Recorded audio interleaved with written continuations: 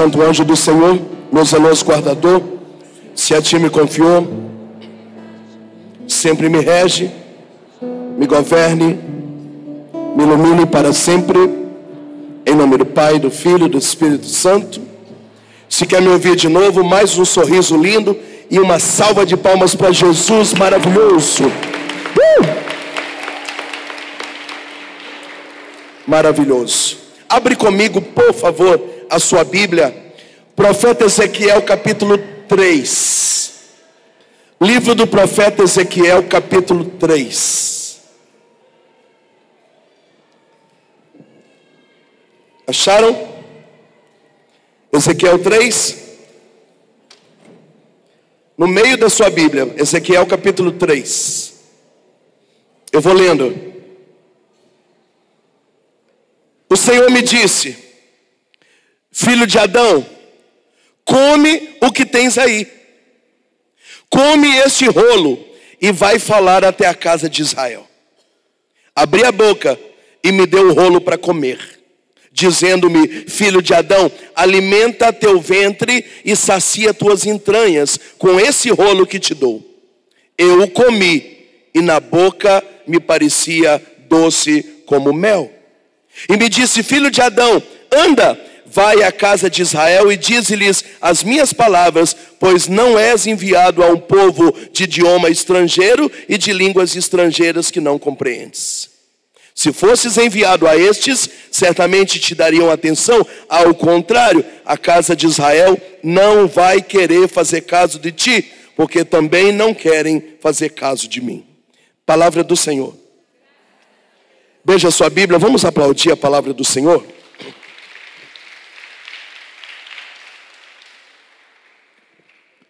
Nós sabemos muito bem o que é um cerco de Jericó. Quando Moisés tirou o povo do Egito e levou para Canaã, a terra que jorra leite e mel.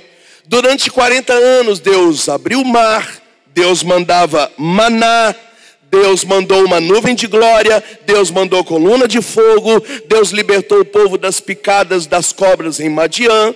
Moisés morreu, Josué assumiu o lugar de Moisés e acontece a queda das muralhas de Jericó. E depois de 40 anos, enfim, o povo agora mora na terra prometida. Só tem um detalhe: se nós lermos o capítulo 1 do profeta Josué, o Senhor deixa uma orientação para eles. Se você quiser ter sucesso em tudo aquilo que vocês vão viver na terra, não deixe de ouvir a minha palavra e não desvie dessa palavra nem para a esquerda e nem para a direita. Qual é a garantia de que vai dar tudo certo? Bata no seu peito e diz: não posso esquecer da palavra. Bate no seu peito e diz: se eu abandonar a palavra, se eu esquecer a palavra, se eu desviar da palavra, para a esquerda ou para a direita, isso vai gerar consequências graves. Mas o povo entrou na terra prometida e esqueceu da palavra. Gente, durante 300 anos, Deus amava aquele povo e aquele povo fora da palavra. Deus amava aquele povo e aquele povo fora da palavra, a ponto de Josué reunir o povo na praça e dizer aquilo que está em Josué capítulo 15, versículo 24: eu não sei quanto a vocês, mas eu e a minha casa serviremos ao Senhor. Eu acho que vocês estão meio doidos da cabeça. E o povo: não, a gente vai voltar à palavra. E Josué deixando claro: gente, é mandamento. Se a gente esquecer a palavra, vai ser grave. Mas foram 300 anos, aquele povo esqueceu a palavra. E existe uma coisa no mundo espiritual que ninguém mais prega nas nossas igrejas: aquilo que você não aprende pelo amor, Deus permite que você aprenda pela dor. Diga para quem está do seu lado: se não aprender pelo amor, você vai ter que aprender pela dor. É vontade de Deus que a gente aprenda pela dor? Não. É por isso que Deus teve misericórdia do povo 300 anos. Porque Deus foi amando e tendo paciência. Foi amando e tendo paciência. Mas com medo de te perder. E para não te perder, Ele permite que você aprenda pela dor. É por isso que Santo Inácio de Loyola diz que de todo mal, Deus acaba tirando um bem maior. Eu acredito que Deus nesse momento está chorando. E Ele diz, eu tentei. Mas se é assim que vocês querem, é assim que vai ser. Então Nabucodonosor, o rei da Babilônia, invadiu a cidade sagrada de Davi. Gente, foi uma carnificina. O templo foi destruído e até hoje os judeus no Muro das Lamentações choram a queda do templo. Porque eles acreditam que a glória de Deus, a Shekinah, continua lá naquele templo destruído. 2000 anos se passaram.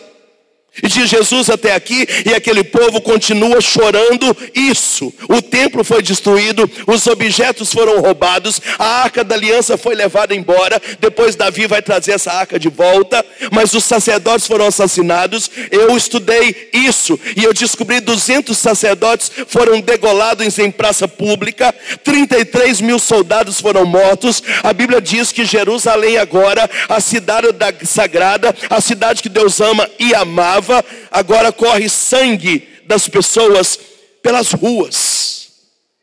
É triste quando a gente vê na Bíblia Jerusalém, a cidade de Davi, sendo chamado como cidade de abutres. O que é abutres? É urubu. Só tinha cadáver, gente morta pela rua e urubu passeando sobre aquela carniça e sangue humano descendo pelas calçadas. Era isso que Deus queria? Não era. Mas aquele povo abandonou a palavra, esqueceu a palavra, desviou da palavra. E quando a gente não aprende pela dor, Deus permite. Quando a gente não aprende pelo amor, Deus permite que a gente aprenda pela dor. Fala para quem está do seu lado, se você não aprender pelo amor, você vai ter que aprender pela dor. Se você não aprende pelo amor, você vai ter que aprender pela dor. O que é que vai acontecer agora? Nabucodonosor, rei da Babilônia, vai pegar 2 milhões de pessoas que Deus amou, que Deus abriu o mar, que Deus mandou maná, que Deus mandou nuvem de glória, que Deus mandou coluna de fogo, que Deus mandou codornizes, que Deus levou de picada de cobra, que Deus fez muralha de Jericó cair. Esse povo que Deus amava, agora vai ser transportado a pé, 2.000 quilômetros, para o sul da Babilônia, um lugar chamado Exílio. E eles vão ficar 70 anos comendo o pão que o diabo amassou. Por quê? Porque abandonaram a palavra. Essa ida deles, nesses 2.000 quilômetros para o exílio, ela é feita em caravanas. Quem vai nessa primeira caravana? Os jovens. Nessa caravana vai Daniel, que chegando lá Nabucodonosor vai trocar o nome dele para Betelsazar. Aqueles 3 jovens da fornalha, Misael, Ananias e Azarias, chegando lá, Nabucodonosor vai trocar o nome deles para Sidraque, Misaque e Abidênego. Eles serão jogados na fornalha e Daniel na cova dos leões por brigar pela sua fé. Vai jovens, só jovens. Por quê? Porque Nabucodonosor quer pegar os jovens israelitas, até então hebreus, para transformá-los em soldados do inimigo. Na segunda caravana vai gestantes, lactantes, casais, idosos. Na terceira caravana vai esse menino, que a gente vai pregar sobre ele já já, um menino de 29 anos chamado Ezequiel. Esse povo precisava passar por isso? Não precisava, mas foram 300 anos desviando da palavra e fazendo besteira, e Deus tentando, e Deus tentando, e Deus tentando, e agora eles vão passar pela prova. O que é que vai acontecer lá durante 70 anos? Quem narra isso é o Salmo 137. O Salmo 137 está escrito assim: todos os dias nos sentávamos nas beiras dos canais da Babilônia para chorar. Imagina durante 70 anos, um povo que Deus amava, sentado de manhã em jejum, antes do café, na beira de um córrego, de um canal, para chorar. E eu quero que você saiba que é um choro dolorido, porque é culpa, com medo, com depressão, com angústia, com tristeza, com autoacusação, com mania de perseguição. Todo dia de manhã aquele povo chorava. Por que é que eles estavam passando por aquilo? Porque esqueceram da palavra. Esse é o meu tema. Fala para quem está do seu lado: esqueceram da palavra. Continua o Salmo 137. Dependurávamos nossas harpas e nossas cítaras, porque nós não tínhamos vontade de tocar e nem cantar, mas o inimigo, os nossos opressores, batiam em nós e nos obrigavam a tocar e cantar sem ter vontade. Eu estou falando das 12 tribos: Zabulon, Neftali, Rubens, Benjamim, José, Judá, Levi, Simeão, Assé, Zacá, Dan e Gad, as 12 tribos de Israel. A 7ª tribo é a tribo de Levi, os levitas, os músicos. Portanto, Israel era especialista em louvor. Mas o clima está tão ruim que eles dependuraram as harpas e as cítaras, porque não tinham vontade de tocar. Mas os soldados batiam nele e obrigavam a tocar e cantar sem ter vontade, enquanto davam risadas. Precisava disso? Não precisava. Mas se não aprende pelo amor, vai ter que aprender pela dor. Onde aquele povo errou? Fala para quem está do outro lado: esqueceram a palavra. Metade abriu a boca, o resto não abriu. Vocês morreram no intervalo?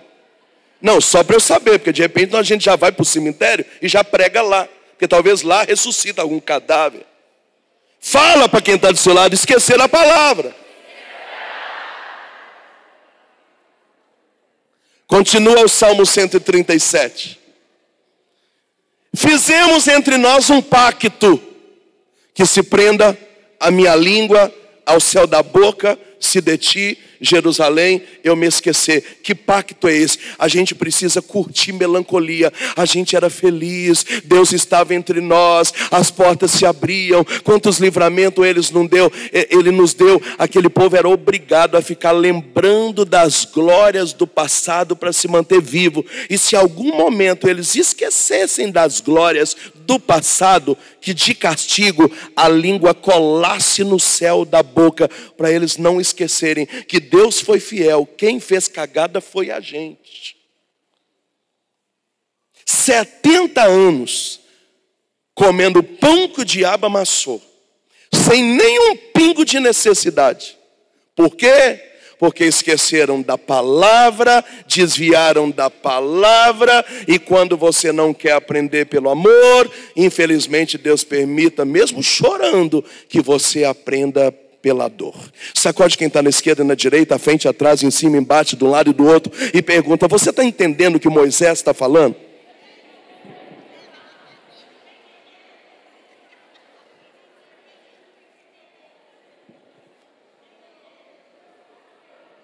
Quem está entendendo pode aplaudir.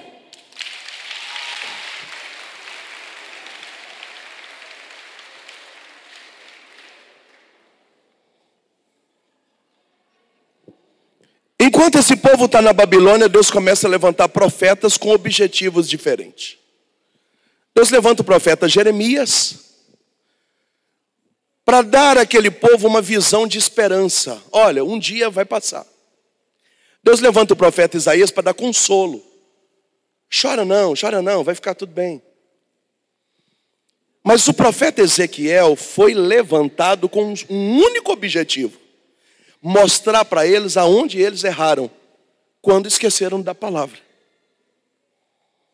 Esse rapaz Ezequiel, ele tem 20 e poucos anos, ele é filho de um sacerdote muito conceituado, chamado Betuel. E é interessante que o livro do profeta Ezequiel tem 47 capítulos e 36 visões. Ele tem um dom extraordinário. Deus fala com ele por visões. Nesse momento chega a hora dele começar a trabalhar. E o Senhor disse: vem cá. Para você falar com o povo que eles erraram quando eles esqueceram da palavra, eu preciso que você coma a palavra. E aí então ele tem uma visão que um anjo chega para ele com uma bandeja, e nessa bandeja está o pergaminho.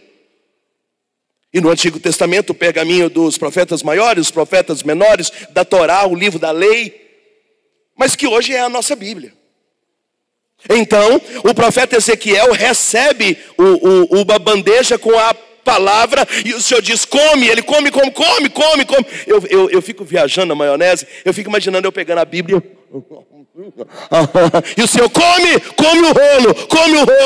o rolo. Enquanto ele comia, ele teve o seguinte discernimento: quando descia pela minha boca era doce como mel, mas quando chegou no estômago era amargo como fel. Por quê? Porque é muito bonito, mas na prática é azedo viver. É gostoso enquanto entra, mas no cotidiano produz azia, refluxo, azeda. E aí eu fico imaginando o sentimento de Ezequiel comendo a palavra, e a palavra gostosa na boca e dolorida no estômago, gostosa na boca, e o Senhor pergunta para Ezequiel, você está entendendo? Tô. Foi isso que Israel fez comigo.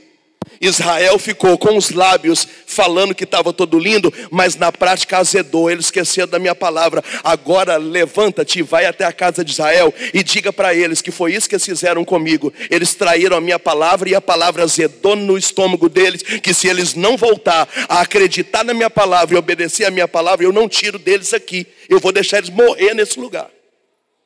E aí eu fico imaginando Ezequiel dizendo, então beleza, como rolo, cospe rolo, e como rolo, cospe rolo. Ele vai agora cuspir o próprio rolo que ele comeu. É como se fosse uma Bíblia viva. Esse homem agora é a palavra viva. Ele precisa comer, cuspir aquilo que ele comeu. E então ele começa. E é interessante, nós não temos tempo aqui agora, mas se você estudar os 47 capítulos do profeta Ezequiel e as 26 visões, o tempo inteiro ela está voltada na palavra. E aí ele começa dizendo, eu arrancarei de vós o coração de pedra, eu colocarei em vós um coração de carne, eu meterei em vós o meu espírito, para que obedeceis de novo a minha palavra. Veja que o projeto não é nem mudar o coração, o projeto é voltar para a palavra. O projeto não é nem derramar o Espírito, o projeto é voltar para a palavra. Depois ele tem uma outra visão, que é Ezequiel 37, dos ossos ressequidos. E ele vê aquele vale de caveira, e o Senhor pergunta, você está vendo? Ele, estou vendo. Você acredita que esse povo de Nova Lima pode ressuscitar de novo? Ele falou, eu acredito. Então libera a palavra, começa a dizer para eles do poder da palavra. E é interessante quando chega em Ezequiel 47, da famosa, maravilhosa fonte que jorra do templo, ela sai do lado direito do altar, passando pelo ambão da palavra. Ou seja, todo o discurso de Ezequiel na Babilônia é a palavra, a palavra, a palavra. Foi por isso que ele comeu a palavra, para cuspir palavra. Ele é o homem para mostrar que se nós não voltarmos à palavra, nós ficaremos escravos na terra do inimigo e não poderemos voltar para trás. Esse é o tema que me deram para pregar. Significa que a gente abandonou a palavra. Fala para quem está do seu lado, senão não precisava pregar. Abre a boca, miserável. Fala para quem está do seu lado, volta para a palavra, volta para a palavra, volta para a palavra, volta para a palavra.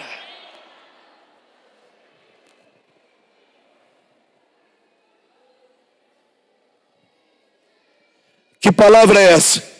De Deus, ué.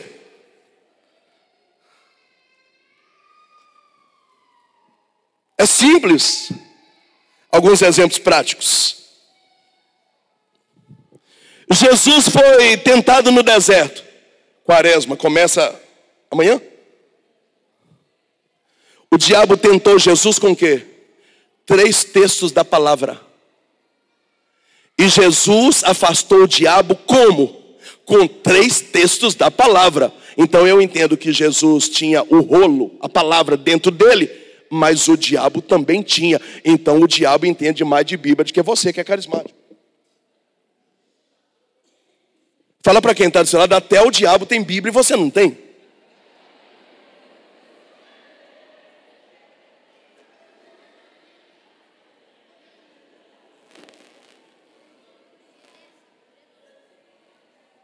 Como é que Jesus venceu o diabo? Na palavra. Exemplo número 2. Quando São Paulo, no capítulo 6 de Efésios, ele monta ali o apetrecho da batalha, a armadura do cristão. Na cabeça, o capacete da salvação. No braço, o escudo da fé no peito, para proteger os jogos vitais, a couraça da justiça, o cinturão da verdade, a sandália da paz, mas na hora de atacar, a espada da palavra. Portanto, qual é a maior arma que um ser humano tem? É a palavra. Por que você briga na hora de resolver problema de casal? Porque é a sua palavra, não é a palavra. Então não tem discernimento, você fala fora da hora, fala besteira, dá problema. Porque você não está munido da palavra, você não está na autoridade da palavra, você quer falar a sua palavra. Como é que se resolve o espírito de divisão? Parando de dizer o que você pensa e começando a dizer o que a palavra diz. Eu sou pregador e eu sou perseguido. Será que é perseguido porque é profeta ou é perseguido porque é inconsequente? Porque quando você fala o que você pensa, dá problema. Mas quando você prega a palavra cura, salva e liberta. Ninguém tem argumento na palavra. Pode aplaudir, ninguém tem argumento.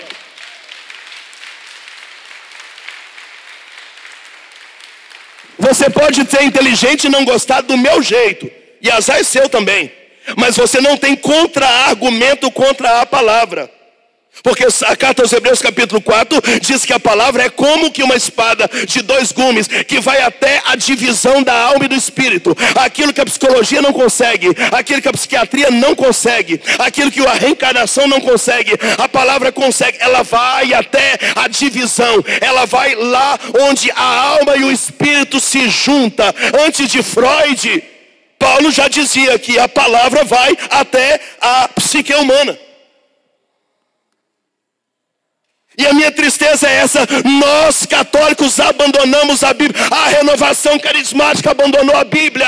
A renovação carismática. Quando eu entrei na renovação, há 28 anos atrás, a gente era chamado de crente, porque vivia com a Bíblia debaixo do sovaco. E a gente acertava. E tudo dava certo. Por quê? Porque para namorar a gente tirava uma palavra, para ficar noiva a gente tirava uma palavra, para casar a gente tirava uma palavra, para educar os filhos a gente educava na palavra. Eu sou de uma época da renovação que antes de falar papai e mamãe, o filho da gente orava em línguas.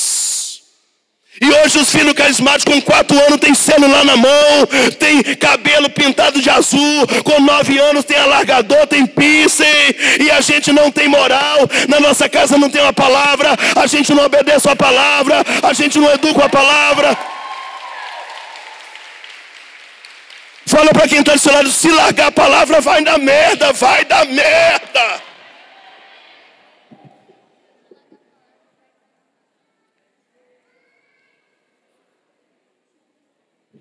Exemplo número 3, que são as coisas que os protestantes erroneamente não entendem. Porque foram anunciar Jesus, a sua mãe está aí fora. E Jesus falou, que tenho eu com ela?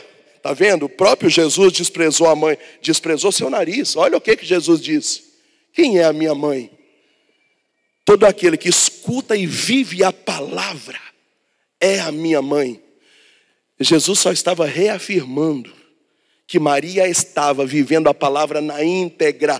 Tanto é que quando ela sobe até a casa de Isabel e começa a cantar o Magnífica, o canto mais perfeito da face da terra, que tem pedaço do canto de Moisés, tem pedaço do Êxodo, tem pedaço do canto de Ana, é o canto mais perfeito da Bíblia, é o Magnífica, e ela começa a cantar, e Isabel diz para ela, as coisas hão de acontecer em você, porque você creu na palavra que o anjo anunciou para você. Maria vivia a palavra. Maria comeu o rolo da palavra. Jesus vivia a palavra, comeu o rolo da palavra. Quanto custa uma pizza? R$50, 8 pedaços, ainda dá azia e engorda. Quanto custa uma Bíblia? R$50. É uma vergonha uma pessoa não ter uma Bíblia em casa. Fala para quem está do seu lado, chupa essa manga aí.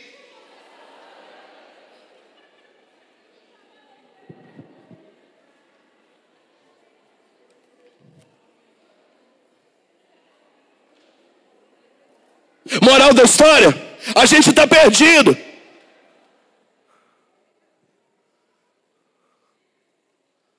Aqui eu tenho algumas críticas, mas não tem nada a ver com isso também. Eu sou só um Zé Ruela na fila do pão. Porque num grupo de oração de 2 horas tem bilhões de coisas. Mas a pregação da palavra é só 10 minutos. Parece que a palavra não é tão importante. Aí por isso que os pregadores não querem mais nem rezar, nem estudar. Porque para que você vai rezar e estudar para falar 10 minutos? Não precisa. É só ser inteligente que no bico vai. A gente arrancou a palavra. Quem aqui é antigo na renovação, eu tenho 28 anos de caminhada, eu posso te falar, eu aprendi num banco de grupo de oração, tudo aquilo que você for fazer, ora e tira uma palavra. O que é tirar uma palavra? Você jejum o dia inteiro, no final da noite, Senhor, eu quero oferecer esse jejum, porque eu preciso comprar uma casa. E você fecha a sua Bíblia, arranca os marca-página, deixa ela bonitinha, me fala na palavra e a gente abre. A palavra só falta para falar o nome da rua que você tem que comprar a casa. É tira e queda. Em 28 anos de caminhada, 26 pregando, eu não lembro a última vez que eu errei na minha vida, porque eu nunca fiz nada sem tirar uma palavra. Quem manda na minha vida é a palavra. Eu aprendi isso num banco de grupo de oração. Aí como é que você vai ensinar hoje os carismáticos a tirar uma palavra, sendo que todo mundo está levando o aplicativo da Bíblia? Ninguém tem mais o rolo, não tem um rolo. Já tem pregador pregando com tablet. Já tem pregador abrindo aplicativo na Bíblia e passando o dedo.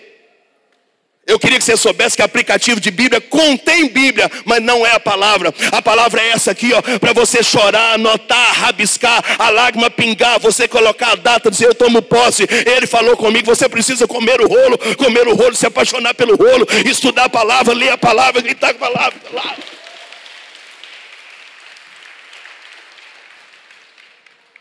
Pergunta para quem está do seu lado, você morreu ou você está vivo?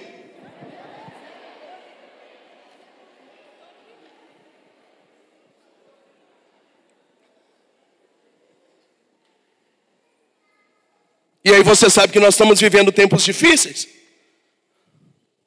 É por isso que Paulo manda uma carta para Timóteo, um menino de 21 anos, que vai cuidar de uma igreja grande, que é Éfeso, que é o tema da ECC esse ano. E ele fala, ninguém dá valor em mim porque eu sou muito novo. E ele fala que ninguém despreze você por ser jovem, mas dedica seu tempo na palavra. Porque ela vai te educar, te corrigir e te capacitar, mesmo com 21 anos, para cuidar da igreja. Mas não desvie da palavra, porque ela vai ensinar você o que está certo, o que está errado. O que Paulo está dizendo? O termômetro para saber se pode ou não pode é a palavra. Eu posso fazer tatuagem ou não pode? Vai na palavra, está escrito lá, ué. Eu posso morar junto sem casar? Porque o padre Ciclano falou uma coisa, o freio da minha paróquia falou outra, e agora? E aí a palavra fala. A palavra fala de comprar terra, a palavra fala de construir prédio. Se você quiser saber se a Vale está cumprindo o que ela tem que cumprir, é só na palavra. A palavra fala de minério, fala de fundação, ela fala de montanha, ela fala de sondagem de terra. Se você for comprar fazenda e você não tiver um topógrafo, a palavra fala de topografia. A palavra fala de casamento, de educação de filho, ensina a ser marido, ensina a ser mulher. Esse dia eu fui fazer uma pregação sobre educação de filhos. Eu encontrei 28 textos bíblicos ensinando a criar filho. Por que a gente não sabe criar filho? Porque a gente não tem Bíblia na casa da gente. A gente não lê Bíblia na casa da gente. Aí fica fazendo merda e depois vem pro grupo de oração pedir oração pro filho que não obedece. Como que ele vai obedecer? Você não educou na palavra.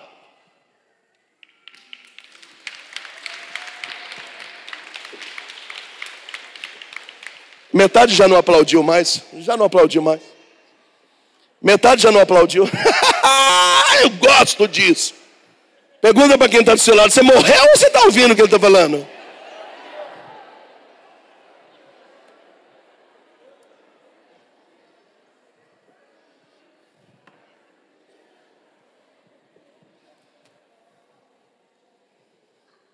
Lê lá o livro dos Provérbios, você vê, de Salomão. Ai, Moisés, queria que você orasse por mim, porque eu comprei uma carreta junto com um cunhado meu. E aí, Moisés, só Deus sabe o que nós estamos passando. Eu tive um prejuízo. Eu rezar por você, a Bíblia fala se você pode ou não fazer negócio com o cunhado. Está escrito lá. Ó. Idiota. A Bíblia fala sobre emprestar dinheiro. A Bíblia fala sobre homem, fala sobre mulher. Que bonito Salomão. Novo, jovem, parecendo um cavalo na cerca, não podia ver uma mulher. E aí ele escreve: cuidado com a mulher bonita, empinada, porque chega e conquista os seus olhos e depois toma o teu coração e te joga no chão. Salomão dizendo: cuidado, às vezes a aparência é bonita, o Instagram tem filtro na foto, mas o coração dela é ruim. Ai, Moisés, reza para mim, porque eu estou saindo agora de um namoro. O cara era lindo, maravilhoso, tinha um olho azul, era bombado, a família dele era da igreja, mas era um relacionamento abusivo, ele me maltratou. Não, a palavra está dizendo, isso é gente para casar, mas você não tem palavra e vai namorando com o primeiro Zé Ruela que aparece aí na sua vida. Está escrito aí. A palavra fala sobre ter filho. A palavra fala sobre o espaço entre um filho e outro. Porque hoje é muito lindo dizer que é aberta a vida, mas você tem 3 anos de casado e 4 filhos. É quase que com o mesmo peito você amamentou 1, 2, 3, 4, parecia uma holandesa. E aí a sua vida está uma bagunça, você tem um de 6 meses, um de 1 ano e meio, um de 2 e pouco, um de 3, e sogra envolvida, e você no fundo da sogra, e aquela bagunça toda. Ai, Moisés, eu não consigo rezar. Foi claro, um filho está do outro, outro está do outro, do outro, do outro. Não é que você é aberta a vida, que você precisa ter 1 por ano, você precisa ser inteligente. A palavra fala disso, mas ninguém tem uma palavra.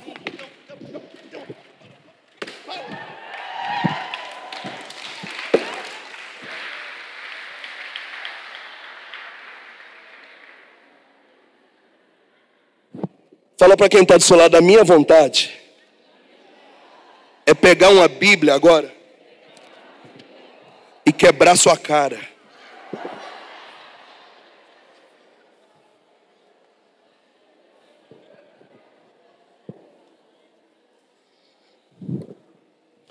A palavra fala de dinheiro, a palavra fala de negócios. Todo dia a gente recebe oração. Eu recebo 100 pedidos de ajuda por dia. Moisés, eu estou vivendo uma crise financeira, eu acho que as pessoas têm inveja de mim. Você paga dízimo? Não, dízimo não é inveja não. O seu dinheiro é maldito, porque a palavra explica que quem não é dizimista, o dinheiro não prospera. Não existe oração de cura e libertação para vitória financeira. O dízimo é a única receita bíblica de Deus prosperar na tua vida, afastar o migrador e o devorador que come o seu dinheiro pelo fundo e fazer no final do mês sobrar. Mas você não lê Bíblia, aí você fala: eu não dou dízimo que é aquele padre, porque é o padre, porque aqui só pede dinheiro, porque eu ajudo o padre. Você não entende nada, porque você não tem uma Bíblia, não lê uma Bíblia. Fala para quem está do seu lado: se afastar da palavra vai dar merda. Fala.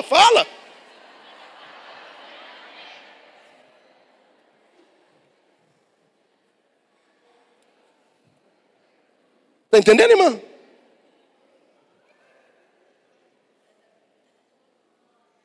É claro que eu sou pregador, é claro que eu estudo Bíblia há 26 anos. Eu gravei agora um curso ensinando a Bíblia inteira. Estou vendendo curso, não está nem aberto o curso.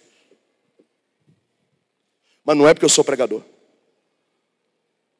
Quando eu entrei num grupo de oração, a primeira coisa que falaram é que eu tinha que ter uma Bíblia debaixo do sovaco. Nós ia para o grupo, era assim. Depois a Ave Maria quebrou o galho e fez umas com capa. Aí nós ficamos menos crentes e ficou um pouco mais católica. Qual que era a identidade do carismático? Tinha uma Bíblia debaixo do sovaco.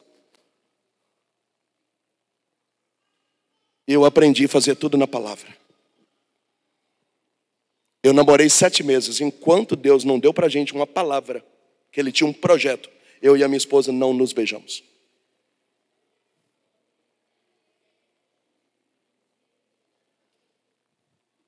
Pergunta para quem está do seu lado: você está entendendo ou não está entendendo? Abra a boca, ordinário, pergunta.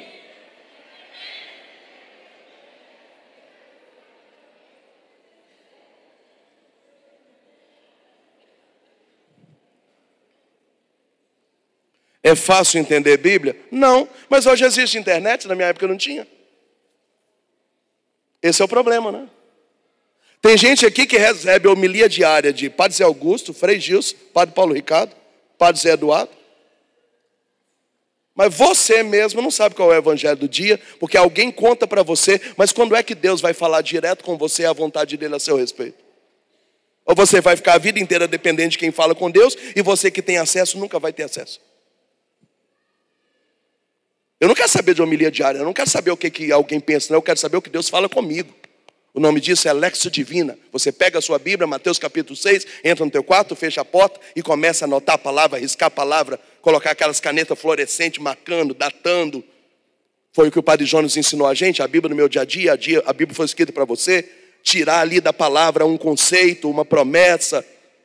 E ali a palavra começa a brotar e vai brotando e ela vai queimando como os discípulos de Emaús diziam, bem que o nosso coração queimava quando ele nos falava da palavra. E a palavra vai queimando o coração da gente, a gente vai querendo mais. E aí palavra é igual namoro. Se você lê todo domingo, você não entende nada. Mas você começa quarta e domingo, você entende mais. Você começa segunda, quarta e domingo, entende mais. Se começa segunda, terça, quarta, quinta, sexta, sábado, domingo, é igual namoro. Vai criando intimidade, já vai conhecendo pelos olhos. E a palavra vai queimando e você vai ficando inteligente. E as coisas vão melhorando, e aí você vai tendo sabedoria, inteligência, perspicácia, olhos de águia, as coisas vão se abrindo, seu uau, como que eu era burro, agora é a palavra. Por isso o salmista diz que a palavra é a lâmpada que ilumina os nossos passos.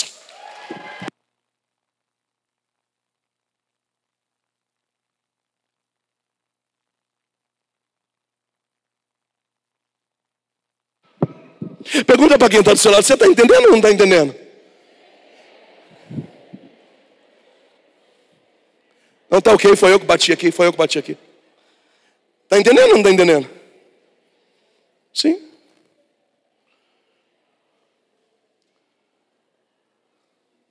Eu queria que você fizesse um compromisso comigo e com você. Larga essa desgraça desse celular. Vamos ler em 2023.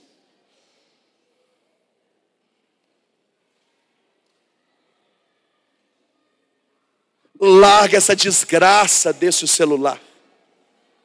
Fala para quem está do seu lado, vamos ler em 2023.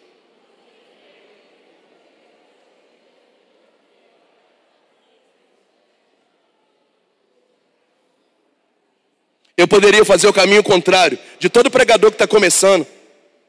Gente, me segue no Instagram. Não quero que você segue o Instagram, não. Eu quero que você vá cuidar da sua vida. Vai cuidar da sua vida. Porque se você entender na palavra o que você tem que fazer da sua vida, é um problema a menos para eu resolver. Então você cuida da sua, eu cuido da minha, você já me ajuda muito. Sai de rede social, isso é uma desgraça. Vai ler.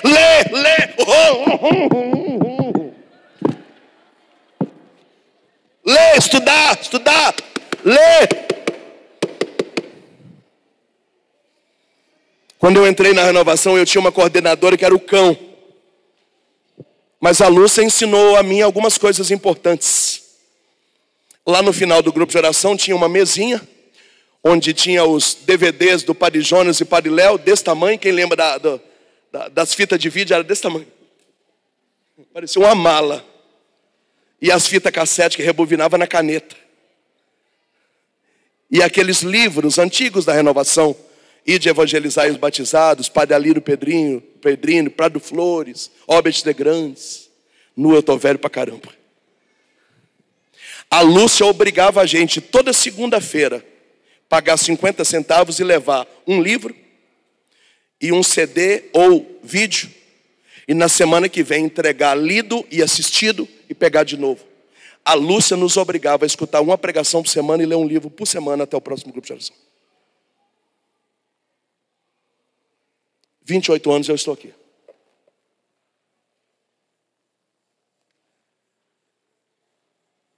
Aí eu pergunto para você, quantos livros você lê?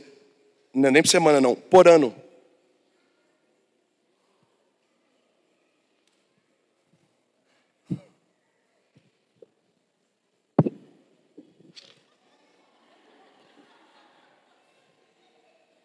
Qual é o problema, Moisés, de eu não estudar a palavra? Quando a vida nos cobra uma atitude, a gente fica louco. Pandemia, o que vai ser agora? É a besta, é não sei o que, Jesus voltando, é castigo de Deus. Moisés, e agora? Que problema que teve? Busca na palavra a resposta. Está tudo resolvido, está tudo sob controle. Quem é que não ficou louco da pandemia? Quem tinha conhecimento da palavra. Aí teve grupo que fechou, teve servo que caiu em adultério, teve lugares que a renovação foi desmontada. Eu acabei de vir agora de um estado que tinha 47 grupos, só tem 30, 17 fecharam na pandemia. Todo mundo com medo de morrer. É medo de morrer porque você não entende da palavra, não? Não estou entendendo. Aí veio a vacina. Porque o anticristo, a marca da besta é a esquerda, é a direita, é comunismo. E agora, eu entendo da palavra. Mateus capítulo 6 diz: se quiseres falar com Deus, entra no teu quarto, fecha a porta. Eu e a minha família entramos para o quarto. Eu e a minha comunidade entramos para o quarto. Deus deu a direção. Se a gente tomou vacina ou não, não é da sua conta. Nós obedecemos, ficou tudo em paz. Não tem polêmica nenhuma. Nós estávamos na palavra. E quem que bancou nossa decisão? A palavra. Não foi vídeo, não foi político, não foi médico gravando vídeo, não foi live. Porque eu não dependo de live para falar com Deus. Eu e a palavra nós falamos com Deus.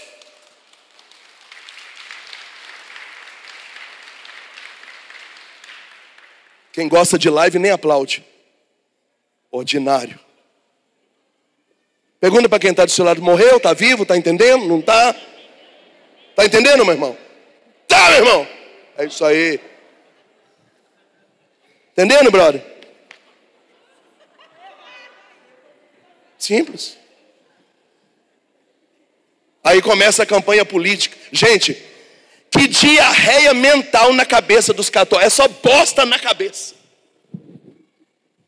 Nesse carnaval eu preguei numa diocese onde a renovação foi destruída por causa de Lula e Bolsonaro. Olha o foco do povo da igreja. Brigando.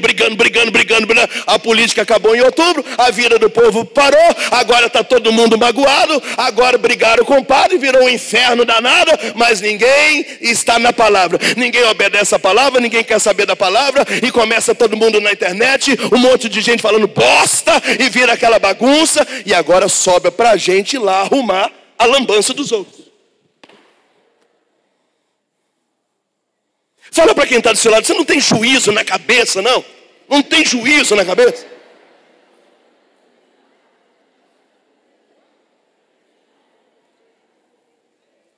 Agora imagina comigo que o fundador de um grupo de oração é o Espírito Santo. Portanto, o Espírito Santo é uma obra de Deus, não é uma obra humana. O grupo de oração é uma obra de Deus, não é uma obra humana. E aí gente que deu a vida, que foi perseguido, que foi humilhado, que sangrou, que lutou para manter um grupo de pé. Aí você chega lá e destrói uma obra que é do Espírito Santo, com alguém que pagou um preço para o grupo estar ali, e você destrói isso em rede social por causa de política.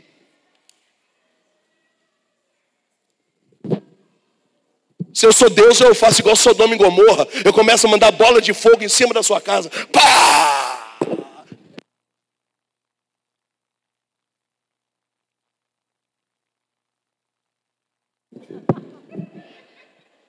Alguém está me ouvindo ainda? Eu vou acabar a pregação. Morreu todo mundo? Alguém está me ouvindo? Está me ouvindo? Onde você estava? Você chegou agora? Você chegou agora. Você não estava aqui antes. Alguém está me ouvindo? Aproveita que eu não volto aqui nunca mais. É sua última chance. Sua última chance de me ver. Não, tô famoso mesmo. Agora não é fácil mais não. Alguém está me ouvindo? Daqui a pouco eu termino a pregação e você só tem que gravar uma coisa. Eu preciso voltar para a palavra. Eu posso acertar minha família inteira se eu voltar para a palavra. Eu posso parar de errar na vida se eu estiver na palavra. Eu posso escolher a faculdade certa se eu estiver na palavra. Eu posso me dar bem nos meus relacionamentos se eu não desviar da palavra. O meu ministério pode deslanchar na paróquia se eu não desviar da palavra. Agora, se eu desviar para a esquerda ou para a direita, a consequência vai ser isso aqui: 70 anos de Babilônia, comendo o pão que o diabo amassou. E você vai perguntar: onde eu errei? Você parou de amar a palavra de Deus.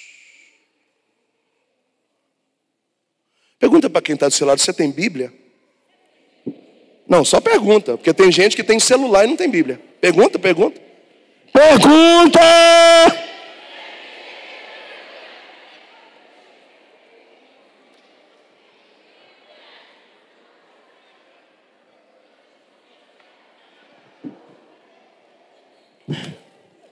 Hein? Só para constar, uma pessoa pelada e sem Bíblia, a vergonha é a mesma, tá? Só para constar. Aliás, talvez pelada, a vergonha tem sido menos do que a Bíblia. Eu vou repetir, tem gente perguntando o que você falou? Uma pessoa pelada, sem roupa e sem Bíblia, a vergonha é idêntica. Porque você está nu do mesmo jeito. Nu e burro. Por isso faz tanta cagada.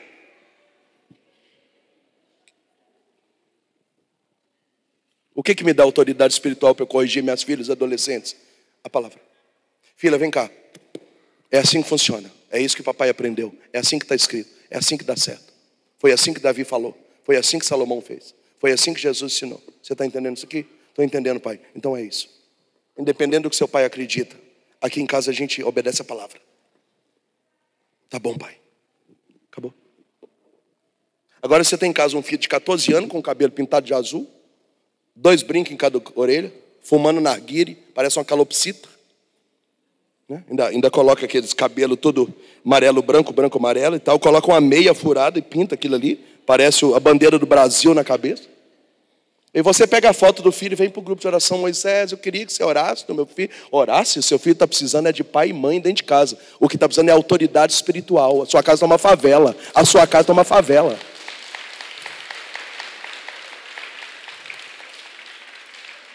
Quem educa filho não é missa de colibertação, não. Quem educa filho é você. Ah, porque eu moro no fundo da minha sogra e aí é complicado, porque eu corrijo meu filho aqui e aí ele vai lá para frente. Lá na frente a minha mãe mima. Então em 2023, em nome de Jesus, aluga uma casa para você ter privacidade. Como é que você vai pagar? Deus provê, Deus proverá. Mas pelo menos sai do rabo da sua mãe, do seu pai, para você viver.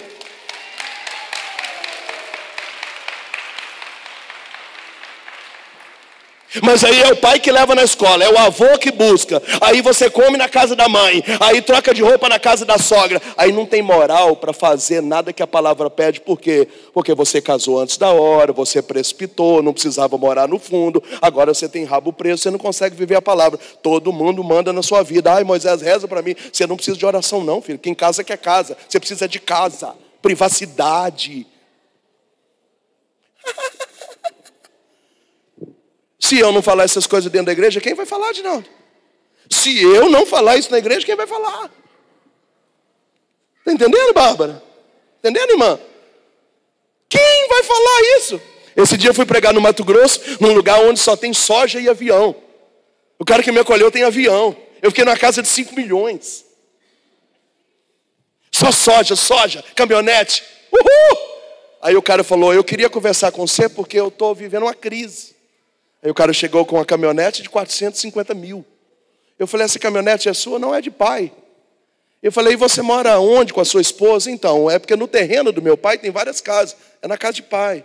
Eu falei, você trabalha com quem? Então, na fazenda do pai. Eu falei, já descobri a crise. Fala com a sua menina para casar com o seu pai. Falei, você é um banana. Você é um Zé Ruela. A caminhonete é do seu pai, o terreno é do seu pai, a casa é do seu pai, a soja é do seu pai. Essa menina tinha que ter casado com o seu pai. Você é um banana. Corta o cordão umbilical, arruma um serviço, aluga um barracão, começa do zero. Daqui 15 anos tudo que você conquistou é Deus abençoando você, não é dinheiro do seu pai.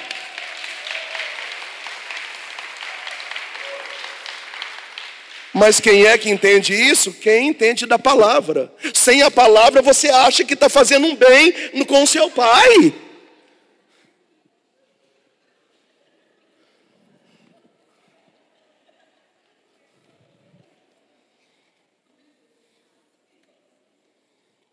Papai tem lá um mercadinho lá, já está ficando velho, não está aguentando trabalhar. Fazer o quê, né?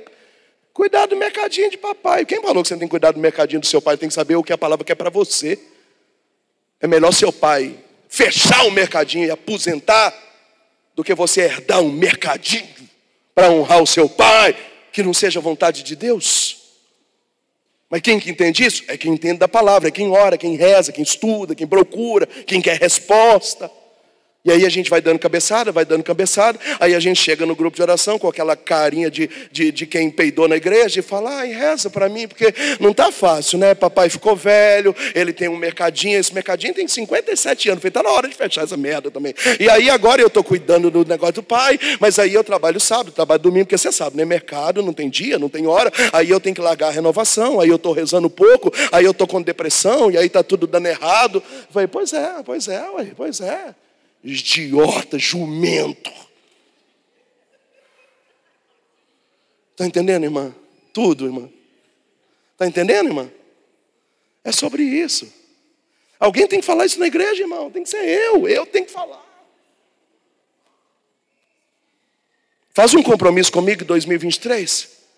Que nós vamos estudar a Bíblia, que nós vamos buscar a palavra, que nós vamos orar na palavra, que a palavra vai falar conosco. A palavra vai nos dar direção. Nós vamos parar de fazer caca, de fazer merda, que nós vamos acertar, porque a palavra vai testificar, vai nos dar discernimento, vai nos dar sabedoria. Faz esse compromisso de voltar para a palavra, e eu garanto para você, em nome de Jesus, quem está obediente na palavra nunca vai errar e não vai sentir nenhum tipo de consequência. Não vai. Até para estar aqui falando desse jeito, eu estou seguro na palavra que eu estou falando. Porque aí, se você gostar de mim, se eu nunca mais puder voltar aqui, não muda em nada a minha vida. Eu estou na palavra. A palavra dá essa segurança. A palavra dá essa garantia. A palavra dá garantia.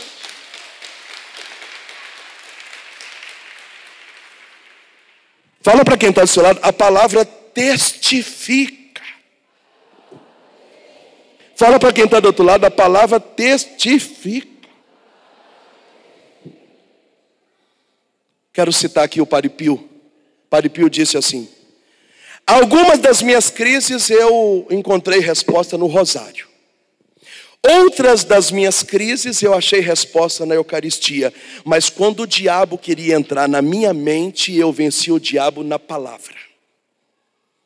Olha que legal. Quando o diabo queria bagunçar a minha cabeça, espírito de confusão, perturbar, confundir, como é que eu venci o demônio? Na palavra. E esses dias eu estava me perguntando, porque eu tenho alguns padres amigos exorcistas, e eles disseram: Moisés, na pandemia, a gente que é exorcista, a gente sentiu que o demônio agiu na cabeça das pessoas. E é por isso que muita gente saiu da igreja, porque rolou um apagão na cabeça das pessoas, esqueceram de tudo.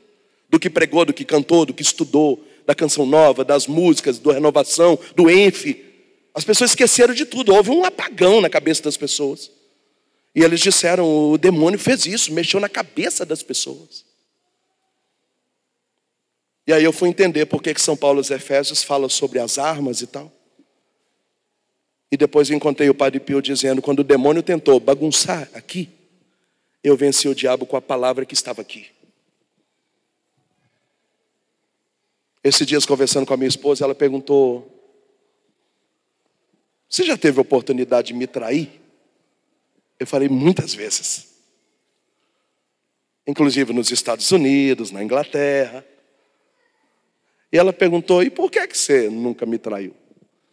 Falei: porque antes de você chegar na minha vida, eu já tinha uma aliança com uma palavra antes de te conhecer. Então, se eu trair você, eu vou rasgar um pacto que não é com você.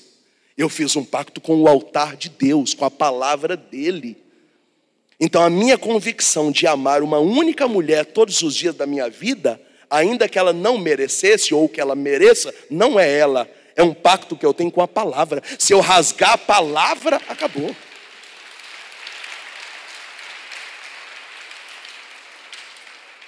Então por que eu vou ser fiel a uma mulher só? Porque eu estou na palavra. Não é por causa da mulher, é por causa da palavra. Eu sou louco? Os servos do meu grupo de oração estão tudo largando. Por que eu não desanimo? Eu não tenho pacto com o servo do grupo de oração. Eu quero que ele se dane. Eu tenho pacto com a palavra. A palavra me trouxe para cá. Aqui é meu grupo, aqui é meu lugar. Eu estou apoiado na palavra. Daqui eu não saio, daqui ninguém me tira. Quer ir embora? Vai você. Eu não vou sair não, você está louco? Eu não tenho aliança com você não, eu tenho aliança com a palavra. A palavra me pôs aqui. Quando você entende isso, fica mais fácil. Que o Senhor nos dê a graça desse processo de maturidade. Amém, queridos? Amém. Fala para mim que você entendeu. Alguns estão com cara de defunto mesmo, mas assim, só para eu entender que você entendeu. Entendeu? Entendeu? Fala para quem está do seu lado, a palavra, volta na palavra, a palavra, volta na palavra, volta na palavra, vai ficando de pé, vamos aplaudir a palavra, volta na palavra, a palavra, é a palavra, é a palavra.